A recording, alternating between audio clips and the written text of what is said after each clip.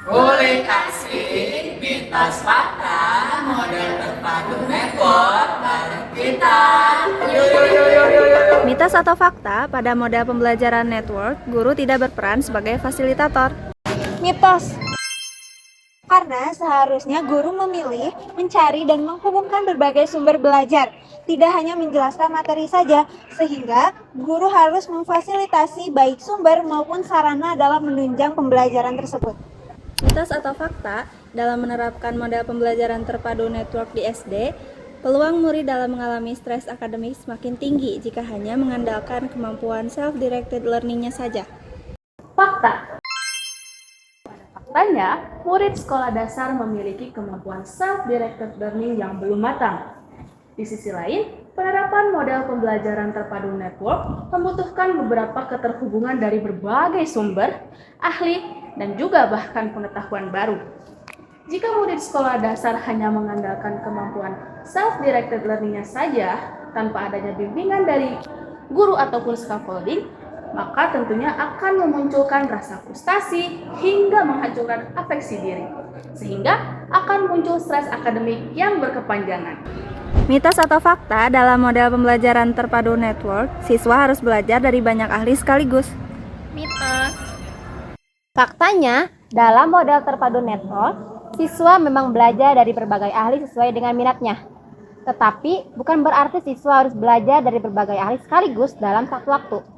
Karena yang paling penting adalah ahli yang dipilih sesuai dengan minat siswa agar mampu membantu mengembangkan kemampuan dan pengetahuannya. Mitos atau fakta, keberhasilan model pembelajaran terpadu network di tingkat sekolah dasar sangat bergantung pada seberapa luas koneksi yang dimiliki sekolah. Fakta. Karena keberhasilan model network ini bergantung pada ahli atau sumber daya manusia yang relevan dengan minat dan bakat murid. Nah, tanpa adanya konektivitas ini, murid tidak akan mendapatkan pengetahuan baru yang merupakan inti dari Prisma Network. Nah, seperti apa sih contoh penerapan model network jika diterapkan di sekolah yang ada di Indonesia? Misalnya, di kelas terdapat murid yang memiliki minat menggambar dan menyukai buku cerita anak.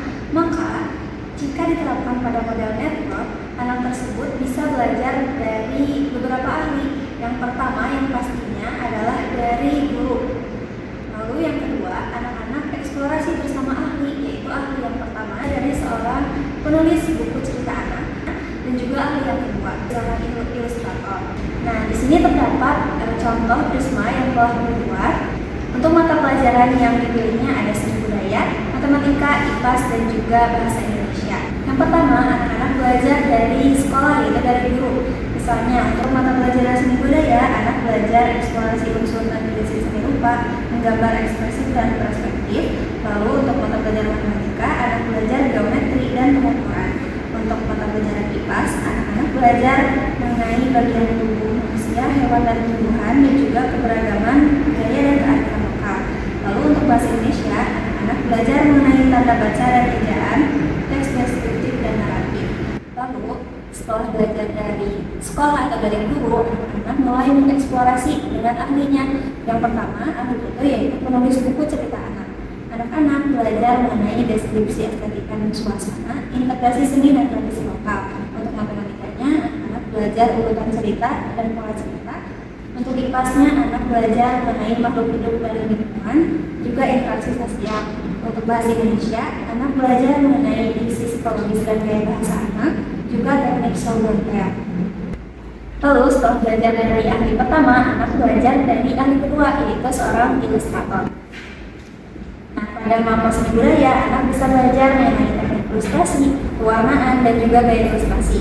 Lalu, pada matematika, anak belajar proporsi karakter dan komposisi visual. Lalu, untuk IPAS-nya, anak belajar mengenai teori warna dan teknik pencahayaan.